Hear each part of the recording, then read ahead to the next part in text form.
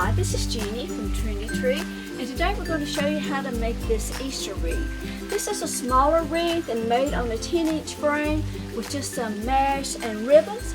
Very easy to do, and we're going to show you how to do that. All the products came from Trendy, and we'll give you those SKU numbers, okay? Let's get started. Today we're going to show you how to make a small wreath using a 10-inch work wreath frame. We have some ivory poly jute mesh, which is made of part plastic and part jute, and then we got these little RAZ mossy bunnies, and then we picked out 3 different ribbons, some denim, some stripe, and some orange, and this is a mossy ribbon that we're going to use.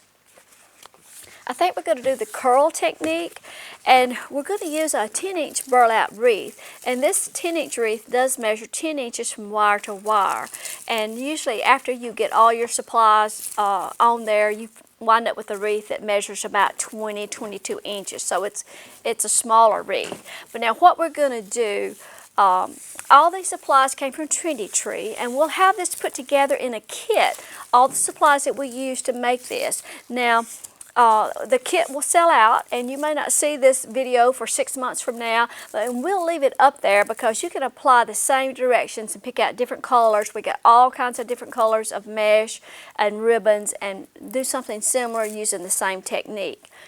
Since we're doing a tutorial, we're going to take a wreath that we've already used in the past.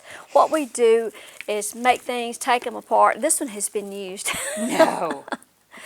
Many times.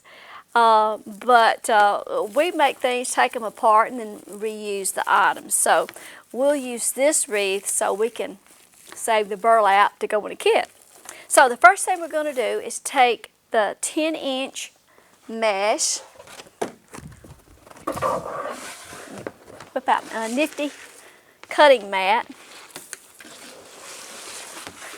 I can't count backwards.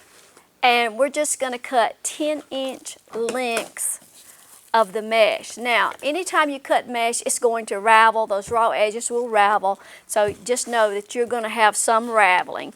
There's 12 twists on this wreath, and we're going to shoot to put 3 curls in each twist. When we cut this out, we may get 36 pieces, and we may not. We may only get 34, and it won't show if that happens, but let me show them how to do this curl, and then you can keep cutting. But you just let the mesh, so it naturally curls up on its own, but you want to curl it up a little bit tighter than that, and we're going to make 3 curls. And I'll go ahead and you want to kind of try to keep your cut edges to the underneath side if you can, and just pinch them together so you have a cluster of 3. And then I'm going to start on the inside. It doesn't matter if you start on the inside or out. And I'm just going to secure it in that twist and just give the twist a couple of turns for right now, because we're going to be adding in some ribbon strips. I like the curl technique.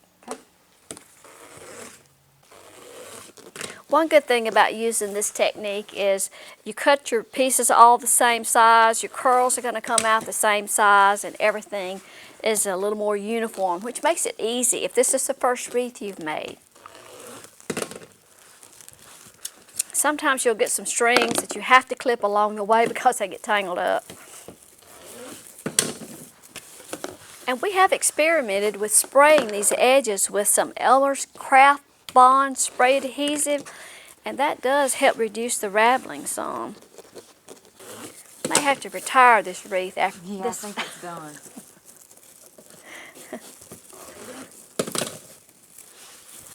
So we have all kinds of mesh, all different colors, many different styles. We have all poly mesh, poly jute, poly burlap, paper, and we have a new one called a fabric mesh roll, which is a combination of polyester and jute and poly. When I say poly, I mean plastic.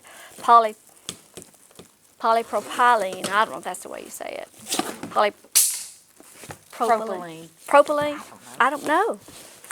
And lots of different styles. A snowball mesh, You snowdrift. sound like Bart. I sound like Barstow. Coconut shrimp. Yeah. And barbecued shrimp. Yeah. Well, we have plaid mesh, striped mesh, deluxe mesh, Yeah. all kinds of ribbons, all kinds of signs and things to put on your wreath, embellishments, and wreath kits. Oh my gosh. We have so many new wreath kits in stock. All kinds of animals, a monkey, a giraffe, a bear, and so many new things coming. You just have to go to our website and look. And these white twists on this wreath, I mean, you can always tuck those twists to the inside once you're done, so they won't show. Last twist is going to, well, here, go ahead and put that. Like I say, sometimes you can cut 36 pieces off a 10-yard roll. Sometimes you only get 34 or 35. It just depends on how it comes off the machines at the factory. And that pretty much fills in your center too, these curls do. You have to kind of open up your center, push those curls out from the back side of your wreath. Okay. Hand me that tape measure and let's see how wide this is.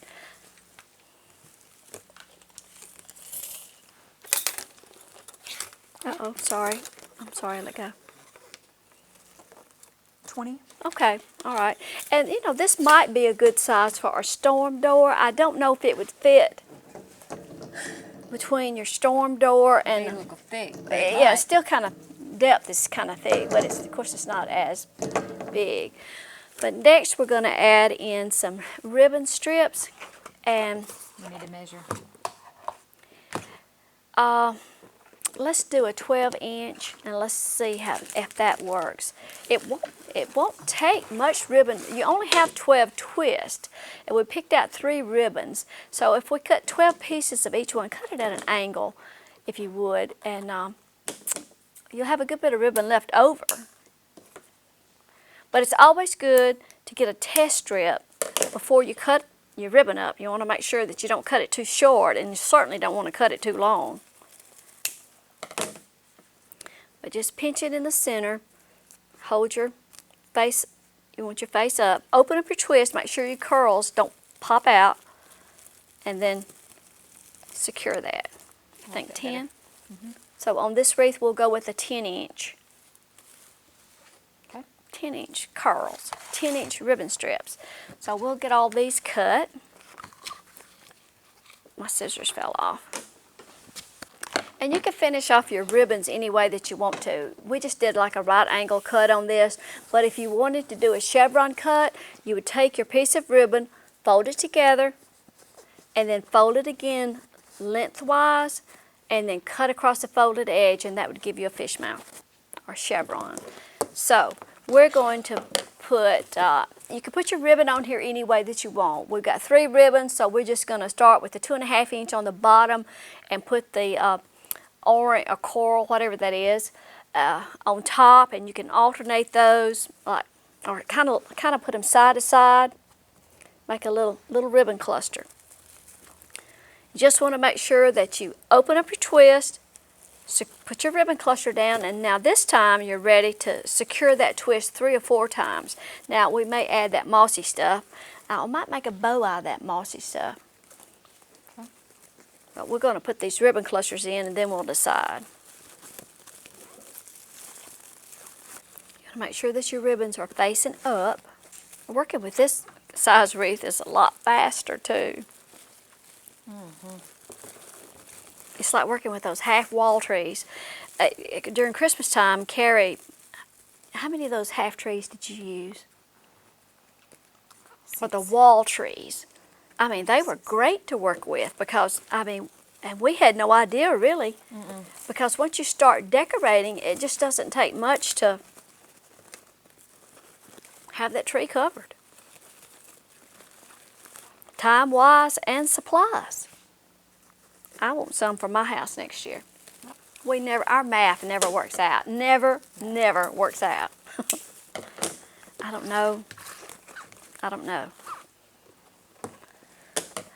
But it doesn't.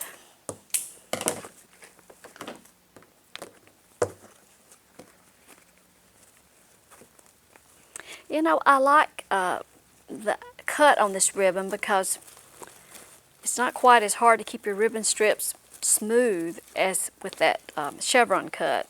So there we go, the ribbon strips, and we can make sure we have those nice and smooth, excuse me, when we get finished. But we can kind of hang that up and see. We have these little bunny picks. Are those are on wire? Is that wire or sticks? I think it's wire. Okay. These little RAZ. They're two different styles. You know, excuse me. I'm gonna My shoestring bow. I'm gonna bend that. I'm just gonna, and maybe use some other ribbon too. Bend that and kind of put that in there like that so that bunny Stands up. stands up flat.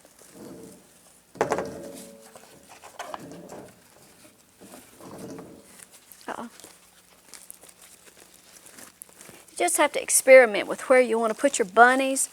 Just kind of play with it at first, and then once you get decided on your placement, then you can secure it. But you do want to secure it to the work wreath frame. Okay, we decided just to put the two little bunny picks in the center, and we're going to make a bow with the two narrow ribbons. And to cover up, to get these ties not to show, I just poke them to the inside. So to make the ribbon, make the bow that we're going to do, we're going to cut pieces of ribbon 24 inches in length. I lost my scissors again. Sorry.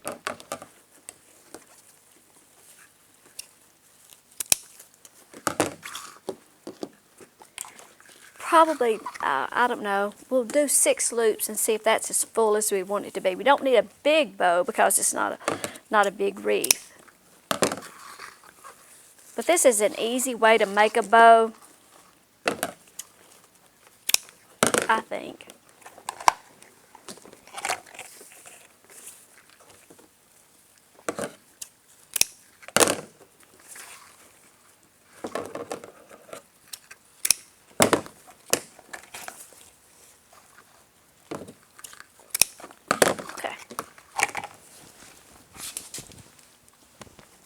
Alright, so I've got my pieces cut in 24-inch lengths. So you just decide how big a loop you want to make your bow. And 6 inches is about right for this, I think. So you just pinch those together, just like that. And then I'm going to take a green. It doesn't matter if you keep your tails exactly even or not, but you do want to keep your loops even.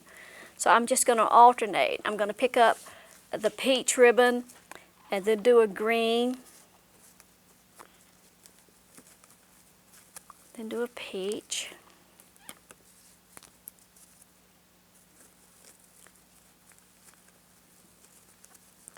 do a green.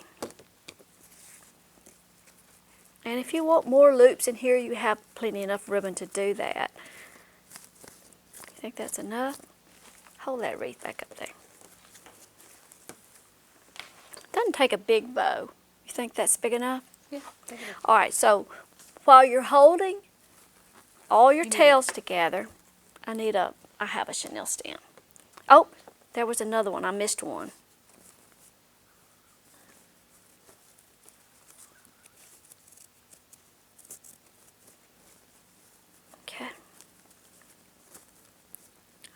It's kind of a handful, but you take your chenille stem and put it on the front of your ribbon, come around to the back, and you just pinch it as tight as you can. I'm just going to give it a couple of turns like that.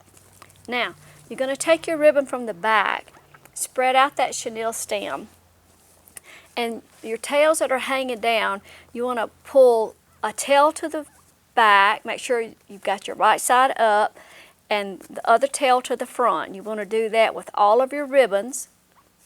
You just have to count them. Make sure that you get 6 tails to the back, 6 to the front.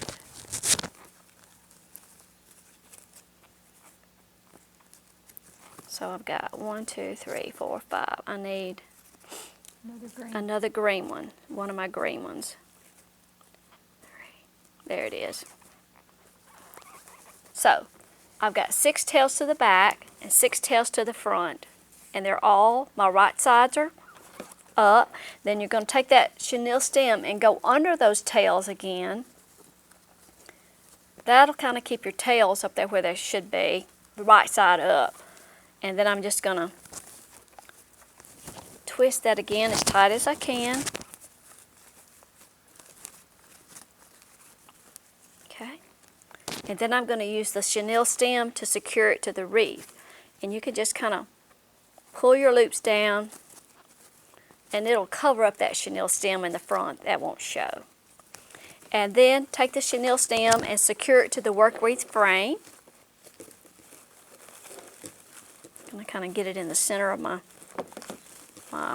wreath there. Don't want to cover up my bunnies too much.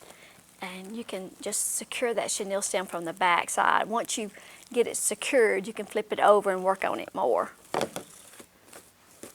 Okay, make sure all your tails are coming to the front. Oh, but that's a little Easter wreath. Easy to do. Okay? All the supplies came from Trendy Tree. We have all kinds of mesh, all kinds of ribbons, all sorts of colors in the 10-inch wreath. Be sure to subscribe to our YouTube channel. There's a little icon at the bottom of your screen so you won't miss our next video coming out. And watch for us on Facebook. We're going to be going live hopefully next week on Facebook, and we'll be trying to show new products to you and do more tutorials and just sit and have a fireside chat. I'm worried. The only thing is it will be live if you can't stop and edit that out. Okay? Thanks for dropping in. We'll see you next time. Bye-bye.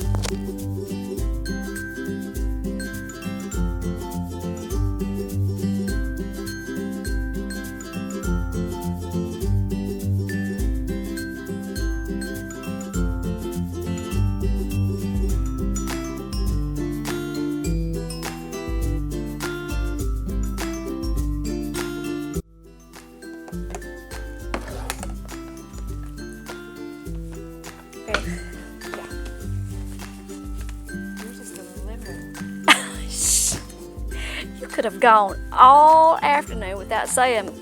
Somebody may not see this video till July. Well, it may still be there. Well, it may be. It's undecorated. It just hasn't gotten moved out because we're waiting on my son-in-law to come help.